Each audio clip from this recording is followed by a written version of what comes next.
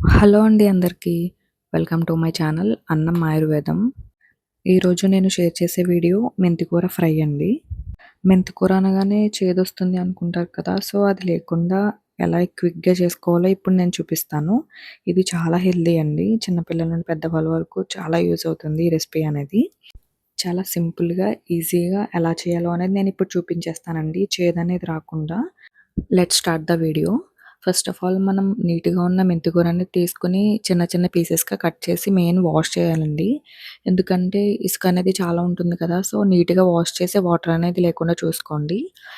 Next అది పక్కన పెట్టేసుకున్న తర్వాత ఇందులోకి తాలింపుకి ఫస్ట్ తీసుకుందాము. 1 స్పూన్ ఆఫ్ జీరా, ఆవాలు, వెల్లుల్లి చిన్న చిన్న పీసెస్‌గా కట్ చేసి వేసుకోండి. ఈ టేస్ట్ వల్లే మీకు చేదు అనేది ఏముండదండి. నెక్స్ట్ ఒక గుప్పెడు కరివేపాకు, ఒక 2 ఎండుమిర్చి కట్ చేసి వేసుకోండి. ఈ తాలింపు అనేది బాగా ఫ్రై అయిన తర్వాత, మనం తీసుకున్న ఆకనేది చిన్న పీసెస్‌గా కట్ చేసి పక్కన పెట్టుకున్నాం కదా! సో, అది ఇందులో యాడ్ చేసుకొని బాగా మగ్గించుకోవాలండి. మనం సాల్ట్ ఆర్ పసుపు అనేది ముందుగా యాడ్ చేయకూడదు. ఇది కొంచెం మగ్గిన తర్వాత లైట్‌గా సాల్ట్, పసుపనేది యాడ్ చేసుకోవాలండి. ఈ ఆయిల్‌లో బాగా ఫ్రై అవ్వాలి. సో, చూస్తున్నారు కదా! మనకి ఈ విధంగా ఫ్రై అయితే సరిపోతుంది. మనం ఎక్కువ ఫ్రై చేసినా సరే చేదుదనం అనేది ఇంకా ఎక్కువైపోతుందండి.